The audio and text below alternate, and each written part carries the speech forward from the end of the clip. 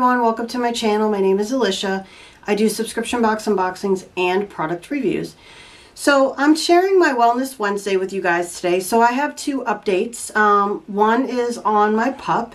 So we did take her to a special internal medicine doctor on the 31st, which was Wednesday. Originally my vet, and when she went to the emergency room, that doctor had thought that she had a collapsing trachea. She's been coughing for probably about a year, and finally we got an appointment. So unfortunately, but kind of fortunately, I don't know, it depends on how you look at it, her trachea is fine.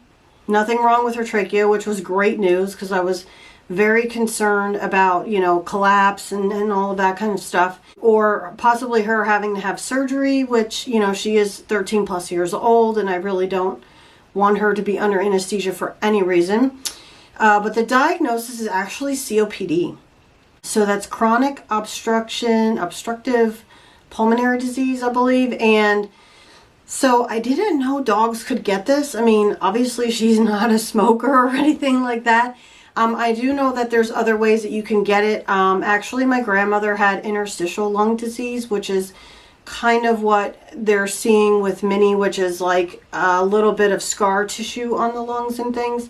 She also has a little bit of issue with her heart, but her heart is kind of, I mean, she's 13. So her heart's kind of, you know, heart for a 13-year-old dog. It is a little enlarged, but otherwise, you know, healthy. You know, it's not anything to be concerned over. Unfortunately, the medication for COPD for dogs is steroids.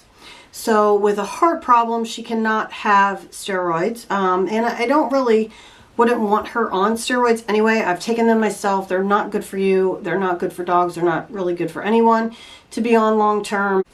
So we're starting off with what they call Singulair. I've been on that. I have asthma, so it's kind of a drug that helps to take the inflammation out of your lungs. So unfortunately that takes about 30 days to see if it's going to work. So we've started on that. The other thing I wanted to share with you guys was they told me to put her on some CBD oil. So what they recommended was L-Vet. It's E-L-L-E Vet. And so I just wanted to share this with you guys because I thought if anybody's ever interested in it, you know, if you have pups or whatever, this is for small dogs. They have obviously for larger dogs with a little bit more of a dose. This is created by a veterinarian. And they send you this little pamphlet that goes with it. So she has started on this as well. So this is CBD and CBDA, it says, and it has all kinds of really good information in here. So we'll see how that goes. And then, of course, she's also on like a pain med just to kind of manage, you know, some of the coughing. I mean, the coughing is never going to go away ever. And so you're just basically, you know, giving her more quality of life for as long as she's here. And making her feel more comfortable, you know, and just letting her be herself and run around and be a pup.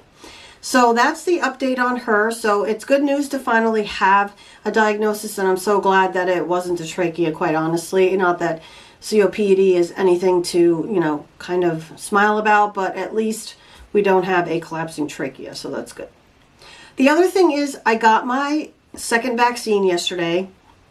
So I have the Pfizer, you know, you kind of get what you get here, and I ended up with a Pfizer, and so I got the second one. My arm is completely fine. It hurt a little bit yesterday, and I will tell you that I did take several rounds of Tylenol.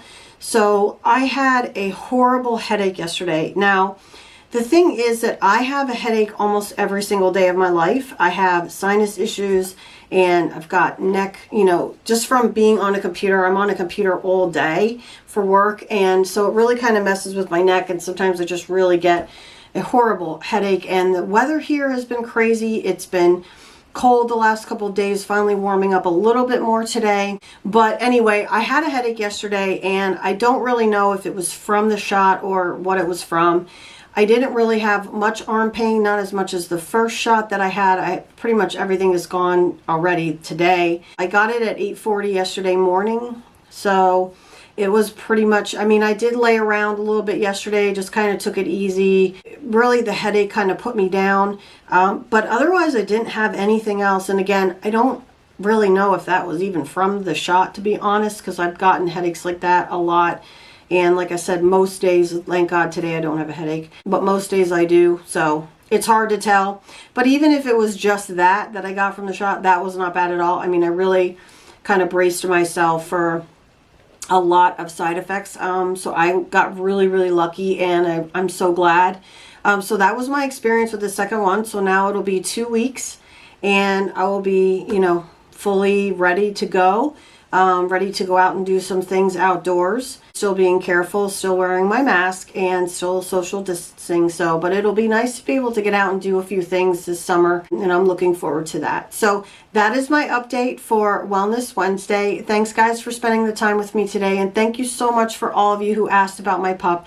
I really, really appreciate it. She is my little girl, and she's part of the family. So I appreciate it. Thank you. Don't forget to like and subscribe.